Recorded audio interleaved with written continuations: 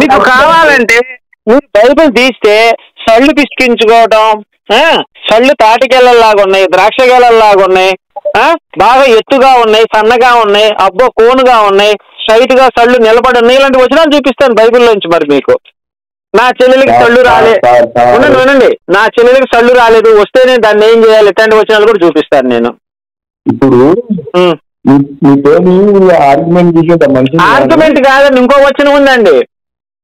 ఇప్పుడు రాముడే సీతను ఏమన్నాడంటే నీ వక్షస్థలాలు తాటి అదేంటి మన కొబ్బరి బోండాలు లెక్క ఉన్నాయి, నీ తొడలు. రిఫరెన్స్ చెప్పండి అయ్యగారు, రిఫరెన్స్ చెప్పండి. ఇప్పుడు కొబ్బరి ఇప్పుడు నేను కూడా చెప్తా, మేరీ సళ్ళు మంచి ముంజల్లాగా ఉన్నాయి, తాటి ముంజల్లాగా ఉన్నాయి అంట, తాటి గెలల్లాగా ఉన్నాయంట. మీరంటే రిఫరెన్స్ అడుగుతారా?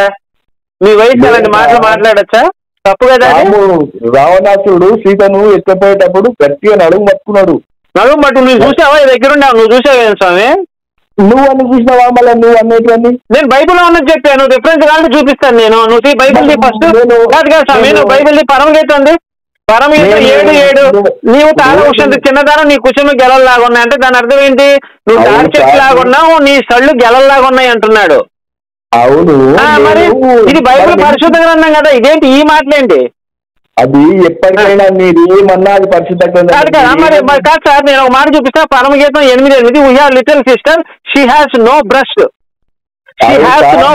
నాకు చిన్న చెల్లెలు ఉంది, దాని సళ్ళు రాలేదు అంటున్నాడు. What shall you do for sister in the day అంటున్నాడు. మీరు ఎంత చెప్పినా కానీ దాని పవిత్రం దానికే ఉంటది. మనము సినిమాలు చూసినాము ఎన్నో, రామాయణ ఏది రామాంజనేయ. మీరు ఏ ఊర్లో ఉంటారండి? నేను గచ్చిబౌలి దగ్గర, అదే సార్. ఎర్రగడ్డ ఐడియా ఉందా మీకు? ఏది? ఎర్రగడ్డ సండే మార్కెట్. అక్కడ మానసిక రోగి చికిత్స అని ఒక హాస్పిటల్ ఉంటది. మీరు ఒక్కసారి అక్కడికి వెళ్ళి నా పేరు చెప్పిన నాకు డిస్కౌంట్ కూడా ఇస్తారు. మీకు అక్కడ చూపించుకోండి, ఎందుకైనా మంచిది. ఎందుకంటే మీలాంటి వాళ్ళని చాలా మందిని చేర్పించాను ఆ మానసిక చికిత్స కేంద్రంలో. మీరు అక్కడికి వెళ్ళి శుభ్రంగా ట్రీట్మెంట్ చేయించుకోండి. ఎందుకంటే మీరు సమాజంలో తిరగటం ప్రమాదకరం మనుషులకి. మీ బొట్టోళ్ళు నోటికి వస్తే మాట్లాడతారు, రిఫరెన్స్లు ఉండవు, ఆధారాలు ఉండవు, మిమ్మల్ని తీసుకెళ్లి జైల్లో వేస్తారండి. మీరు ఎక్కువ మాట్లాడకండి ఇలాంటి పిచ్చి మాటలన్నీ. ఎగ్జిక్యూటివ్ ఆఫీసర్ కాదు, ఐఏఎస్ ఆఫీసర్ తీసుకెళ్లి బొక్కలో నూకుతారు పిచ్చి మాటలు మాట్లాడితే.